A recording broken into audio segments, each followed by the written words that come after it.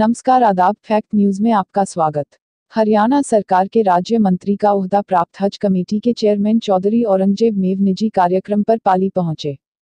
Fact news ने हरियाणा हज committee के चेयरमैन से खास बातचीत की और देश के वर्तमान हालात पर उनकी राय ली। साथ ही हमने उनसे राजस्थान के राजनीतिक हालात पर भी चर्चा की।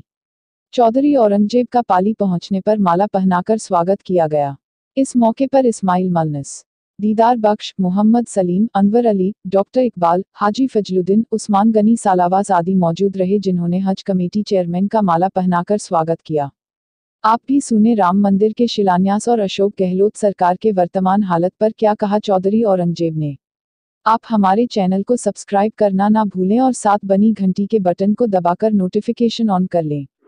धन्यवाद। देखो, राम जन्मभूमि जो है हिंदुस्तान के अंदर 125 करोड़ की आबादी का मुल्क है ये, जिसमें मैं समझता हूँ कि 20-25 करोड़ मुस्लिम आबादी है और 100 करोड़ के लगभग हिंदू आबादी है।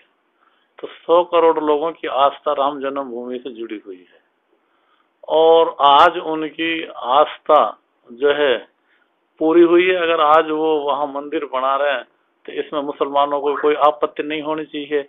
और हिंदुस्तान में ज्यादा तादाद में है, मुस्लिम थोड़ी तादाद में है, इसलिए मुसलमानों को, हिंदुओं को अपना बड़ा भाई मानना चाहिए और इनको अपना छोटा भाई मान के चलना चाहिए। तो अगर इस तरीका से भाईचारा अगर आपस में कायम रख के चलेंगे तो इससे देश भी मजबूत होगा और देश में जो तरह तरह की जो अफवाहें हैं जिससे देश को टूटने की जो वो होती है, इससे भी देश बचेगा।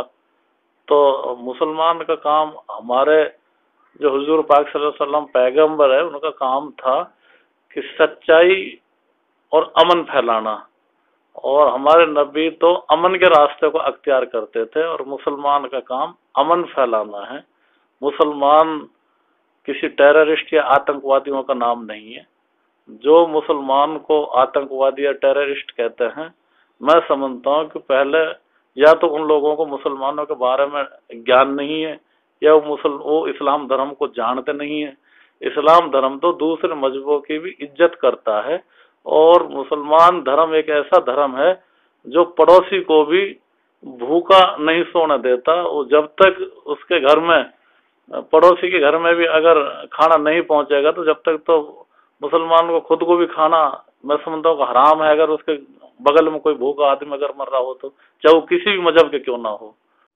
असल में आप देखो, खुद समझदार हैं, देश जो है आज की तारीख में मोदी जी को अपना नेता मान चुके हैं और मोदी जी एक ऐसे ताकतवर नेता बन के उभरे हैं कि कह देते हैं ना, मोदी है तो मुमकिन है। तो मोदी जी के ऊपर ये सारी आस्था है। उस टाइम जो है सरकार ने, केंद्र सरकार को नहीं हराया था, यहाँ की जनता ने, राजस्थान की ने। वो कुछ यहाँ के लोकल मुख्यमंत्री से कुछ उनकी शिकायत थी, इसलिए थोड़ा ये कांग्रेस के पक्ष में 10-5 MLA फालतू आ गए थे, वरना यहाँ की जनता की आस्था तो केंद्र सरकार और बीजेपी में ही थी। और उसी का नतीजे जो है अब है, तो यहाँ की जनता पे वो 5 साल अशोक गहलोत को और कांग्रेस को बर्दाश्त करने में सक्षम नहीं है, इसलिए वो बीजेपी के साथ जुड़ने के लिए तैयार हैं। और मैं समझता हूँ कि अशोक गहलोत जल्दी ही चलता बनेगा, यहाँ बीजेपी की सरकार कायम बनेगी। राजस्थान में भी जनता द्वारा चुनी हुई सरकार ही है, तो फिर बीजेपी जोड़ तोड़ की राजनीति कर रही है। नहीं, बीजेपी जोड़ तोड़ की राजनीति में विश्वास नहीं रखती। लोग खुद चल के हमारे पास आते हैं, लोग खुद कांग्रेस से परेशान हैं और जो लोग हम पे चल के आएगा तो हमारे दरवाजे तो उनके लिए खुले हैं, हम थोड़ी उनको अपने घर से वापस करेंगे। तो इसलिए ये कांग्रेस नाम की तो चीज ही, जो इनकी नाव थी ना, वो तो हमेशा के लिए डूब चुकी।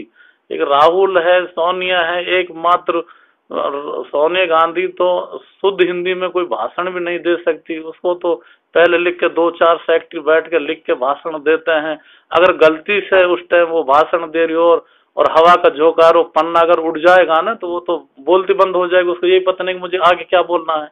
तो इसलिए कांग्रेस नाम की चीज तो खत्म हो चुकी और ये तो पूरे देश ही कांग्रेस मुक्त देश बन चुका है। थोड़ा बहुत रड़क वो आपके सामने पूरी हो जाएगी।